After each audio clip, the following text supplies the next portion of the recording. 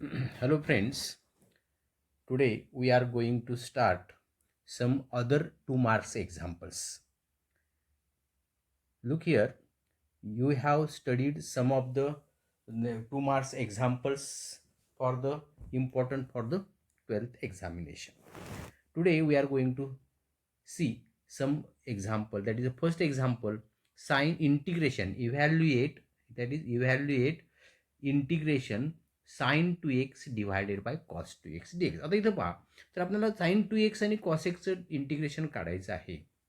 म्हटलं की आपण विचार करायचा बघा की साइन टू एक्सचा फॉर्म्युला यूज करता येईल का इथं. तर आहे आपल्याकडं. काय फॉर्म्युला आहे आपल्याकडं? Sine two x equal to 2 sine x cos x हा फॉर्म्युला आहे. तो तिथं मी यूज करणार आहे बघा.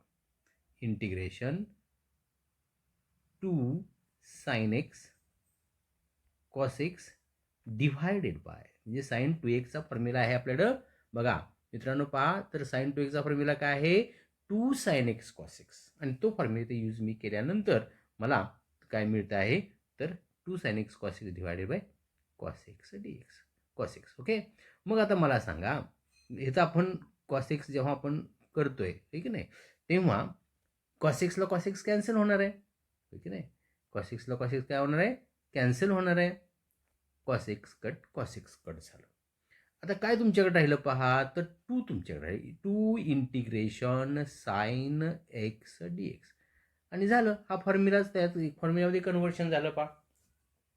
म्हणजे थोडक्यात इंटिग्रेशन सॉल्व्ह करणे म्हणजे फॉर्म्युले यूज करून त्याचं इंटिग्रेशनच्या फॉर्म्युल्यांच्या मध्ये कन्व्हर्शन करायचं. म्हणजे साइन एक्सचं इंटिग्रेशन काय असतं? तर 2 minus cos x plus C. It is the answer. 2 into minus cos x plus integration of sin x dx is a minus cos x. समजते का पहा? हा झाला इव्हॅल्युएटचा question.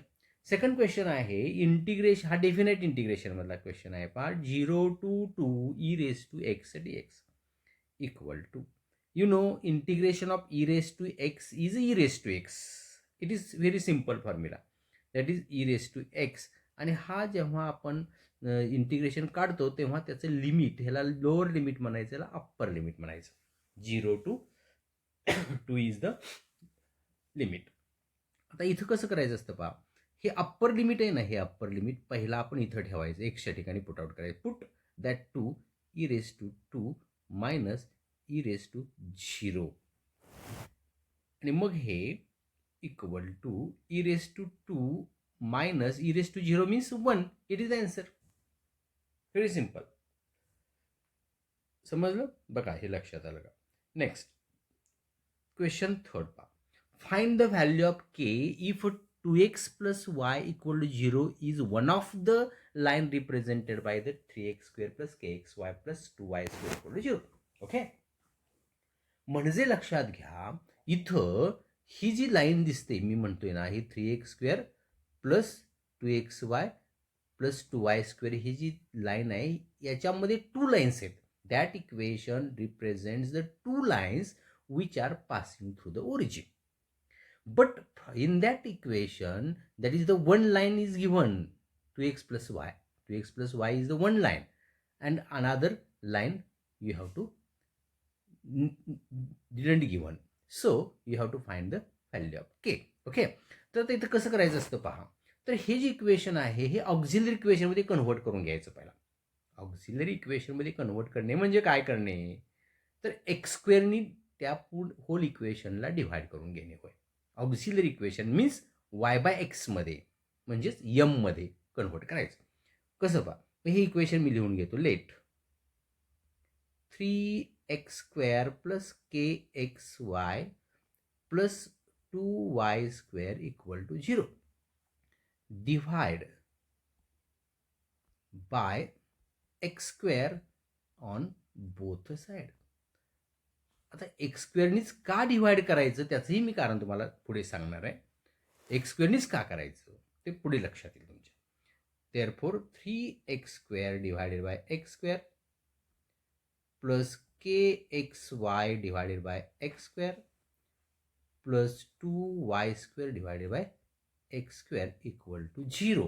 Okay, therefore x square get cancelled, 1x 1 get cancelled, therefore here even remain 3 plus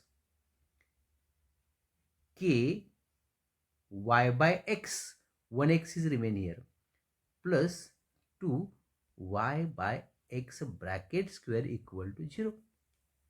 आता हे लक्षात घ्या, x स्क्वेअरने का डिवाइड केलं, तर तुम्हाला माहित आहे, या मी आता म्हटलं की that equation 3x square plus 4xy plus 2y square equal 0 represents a pair of line passing to the origin, आणि ओरिजिन मधून जाणाऱ्या लाईनचं इक्वेशन असतं y equal to mx, but y equal to mx, so y by x equal to m. लक्षात घ्या, हे equation of line passing through the ओरिजिनचं असतं, आणि त्यातून आपण y by x value find करायची असते, म्हणून आपण एक्स स्क्वेअरने डिवाइड करायचं, लक्षात घ्या.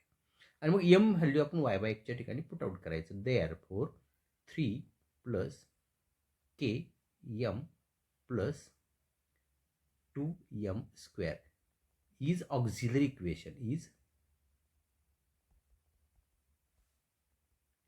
याला ऑक्झिलरी इक्वेशन म्हणायचं.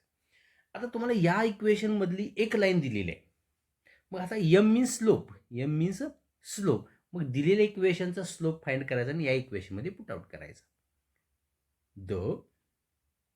therefore the slope of a line 2x plus y equal to 0 is equal to minus a by b, means a means 2, b means 1, therefore minus 2 by 1 means minus 2, and that is slope.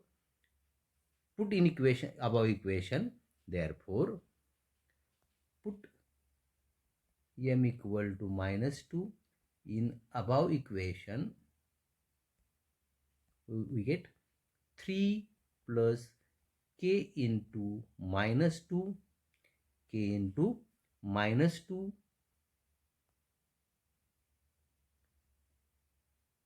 that is minus 2 plus 2 into minus 2 square equal to 0. Therefore 3 minus 3 minus 2k, therefore that is 3 minus 2k plus 2 into 4 equal to 0. 3 minus 2k plus 8 equal to 0. Therefore 11 equal to 2k. Therefore k equal to 11 by 2. That is the value of k.